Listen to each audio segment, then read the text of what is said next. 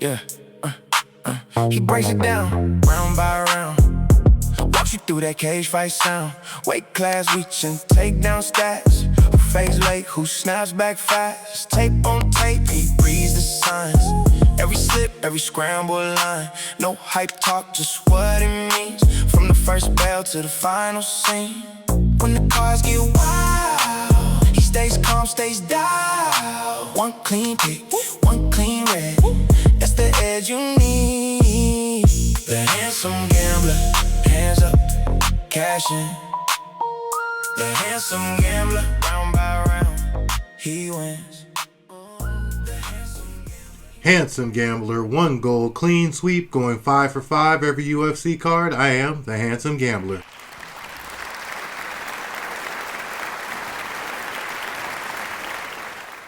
Thanks, folks. This week, it's UFC Sacramento, Hernandez, Rodrigues.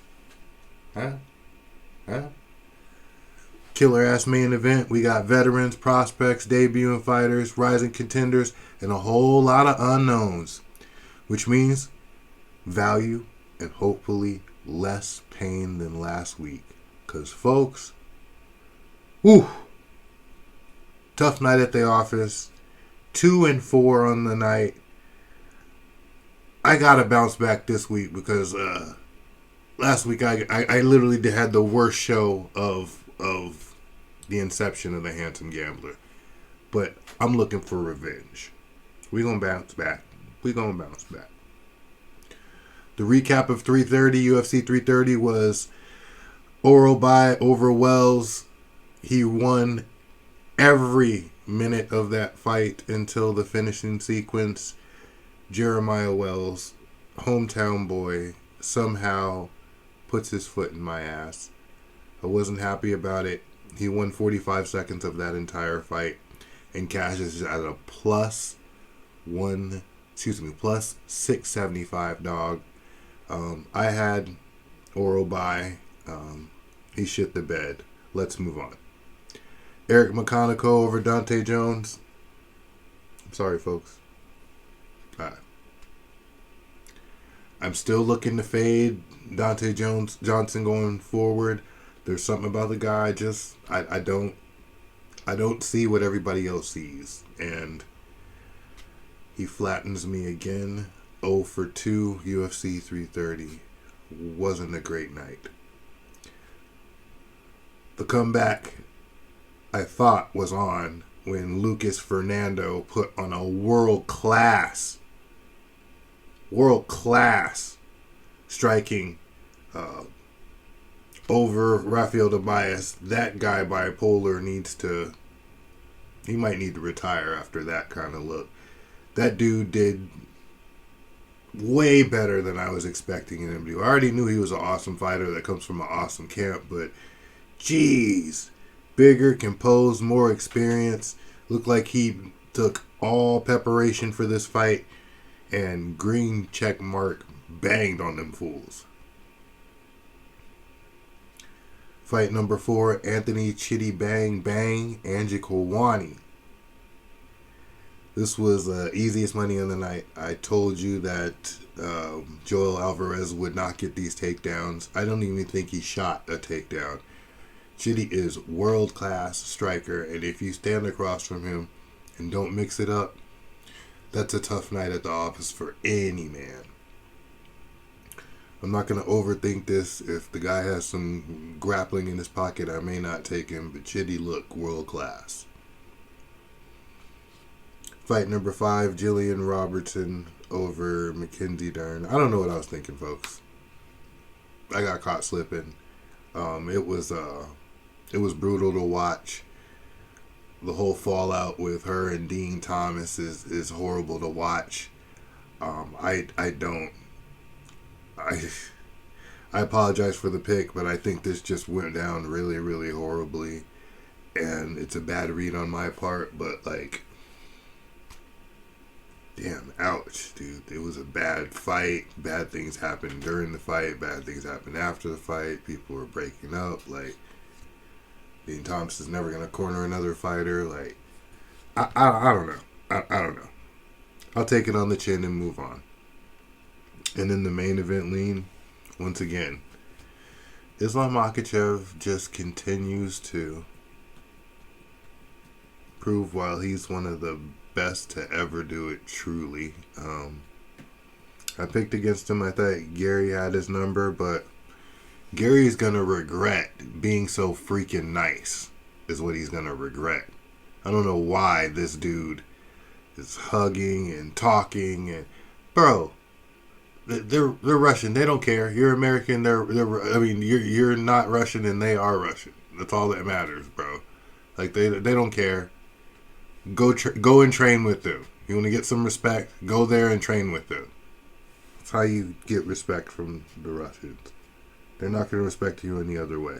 This guy was going to regret all that soft talk, and he should have been mean to that dude and stayed in his face and rejected takedowns and clinches and stayed on the outside and sniped him. But when he rewatches the fight, he's going to have a lot of regret. The final record was 2-4. Ugliest night of the show, Handsum Gambler, and the existence of the Handsum Gambler. The gambling gods owe me, and I'm coming to freaking collect this week. Let's get into this funky ass fade parade. Who stunk up the joint? I said, who stunk up the joint? 2 entries. You know what? I'm going to give a pass. 1 entry. Vicente Luque. At this point, I don't want to see it anymore. He's taken a lot of damage. He's had the brain bleed. The game is literally dangerous for him at this point. And if you're letting somebody like Trayshawn Gore walk you down, not take you down, walk you down, yeah, that's a problem. I respect Luque. Hall of Fame career, possibly. He has some big upsets, some big wins in his career. But definitely the consummate professional in the fight game. He's at the end of the road, and I cannot back him with my dollars anymore. Welcome to the Fade Parade. C'est la vive, Mr. Luque. Bonus time. Who got paid? Who got paid? Because we did not. 100K performances for Jalen Turner. His 39-second beatdown of Kaiwe Hernandez. Dustin Stoltzfus, 100K. Sub over Mansour Abdul Malik. Charles Johnson with the Scottish Twister submission. I don't know why they're calling it the Scottish Twister. I've always known that move to be called the Executioner, and I stand by it. He got subbed by Executioner. Jeremiah Wells, hometown boy over Orobai, upset of the night there. And then we got 25K finishing bonuses to Lucas Fernando, Neil Magny, Dante Jones, and Esteban Rebibit. Thank these gentlemen for some prime time violence. It's what the hardcore fans watch the UFC for. Let's get into this week's green checkmark picks. I love the opening fight. Give me Chanel Dyer over Elise Reed. Dyer's longer, she's younger, more active. I feel like that's all that matters here.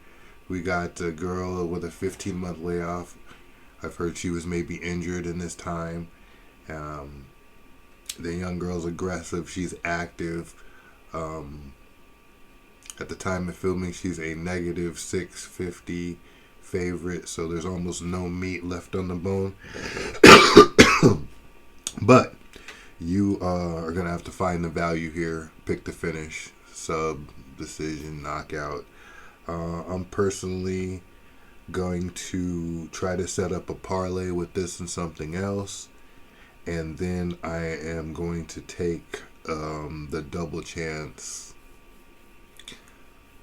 Probably knockout decision or sub decision. It's more about the value that you get on the decision. Fight number 2, Emi Nasrat Haqparast over Chris Padilla. Veteran versus noob spot.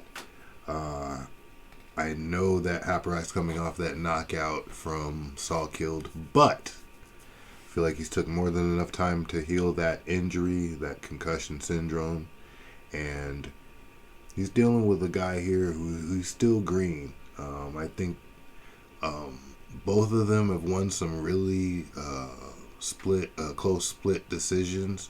So I'm going to go with the veteran here. He knows what he needs to do to get this job done. He needs this win to bounce back. Give me Nasrat Haqparast's money line and Naz by decision also. Fight number 3, give me Carly Judice over Jesla Chavez. Longer, taller, younger, strength of schedule advantage. Straight up, Chavez has been fighting cans, and she's in for a rude awakening Saturday night. Rude awakening. Give me Carly Judice's money line. Give me Judice's double chance KO and decision. And I feel like she may be the perfect parlay for Chanel Dyer. In fight number 4, give me Ritter over Roman Dolidze. If you've watched anything on my show, you know I don't give a shit about Roman Dolidze. He's a piece of shit. Ritter's longer, he's taller, he's younger, he's more experienced. He's got a more dangerous submission game. I want to see Roman Dolidze beaten into retirement, so just tread lightly here, folks, because this is my personal bias coming out here. Give me Ritter's money line. I'm also taking Ritter by KO or decision in a double chance, but I think that Dolidze is tough enough to make sure round 2 starts. So give me round 2 to start also. In fight number 5, give me Sergey Spivak over Victor Petrino. I'm living dangerously, even though coming off the worst card of the year. You still got to live dangerously. You got to live a little bit. Give me Spivak. Petrino has the power. Petrino's younger. He's on a winning streak. But I see some cracks in his game. This guy's a true heavyweight, and he's always been a true heavyweight. If Spivak ends up on top of this guy, it is a burrito. And I think that's going to happen. Give me Spivak. Spivak by decision. And I'm going to take the fight to end by KO, either fighter. And I'm also going to take round 2 to start. Fade me if you want. Like I said, I'm living dangerously. And then in the main event lean, I love Fluffy Hernandez. Like, he's one of my favorite fighters. I've found myself living and dying by going and betting against him on him so much. And the problem here is he's weak to the body. He's taken on probably the most dangerous guy he's ever taken on in his whole career as far as power.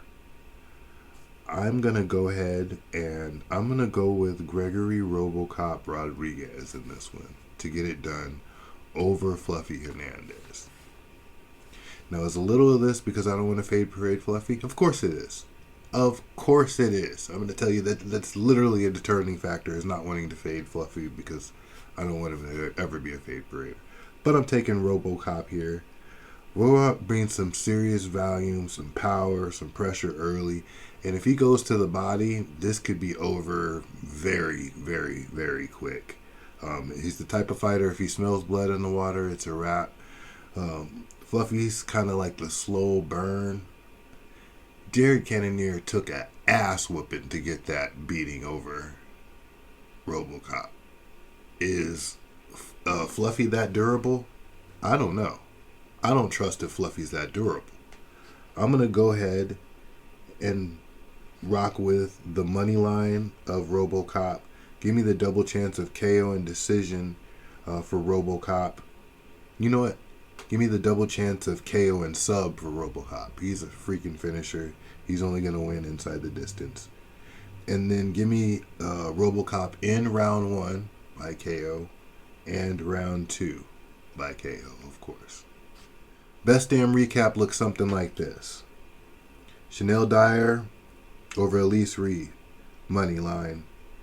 I'm going to parlay that with Cardi Judice, which is my third entry, over Jessica Chavez. I'm taking her double chance of KO and decision. And then, like I said, I'm going to parlay those two girls together. Fight number 2 is Nazareth Haprak over Chris Padilla, money line, and a separate double chance bet of decision and sub. That's an add-on. Fight number 3, like I said, Carly Judice over Jessica Chavez. I'm going to take the money line, the double chance of KO and decision. And in the Renner de Ritter over Roman Dolidze fight, it's the money line, it's the double chance of KO and sub, and it's fight to start round 2. Fight number 5 is Sergey Spivak over Victor Petrino, the money line, double chance of KO and decision, and I'm going to take Spivak by decision also. And the main event lean is Gregory Robocop Rodrigues over Fluffy Hernandez, taking the money line, taking the double chance of KO and decision. Excuse me, I changed that to sub, KO and sub. And Robocop in round 1 and Robocop in round 2, both KO props.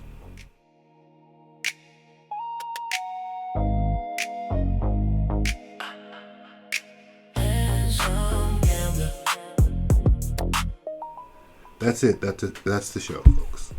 I'm looking for my revenge. You know, the last time that I said that, I think I went 5 out of 5 or 6 out of 6. But I'm feeling really confident once again this week. Please like, share, subscribe, tell your friends about me. I need all the subs that I can get. Stay sharp, play smart, bet on charm, and win with style. Until next week, I am the Handsome Gambler, and I'm cashing out, folks.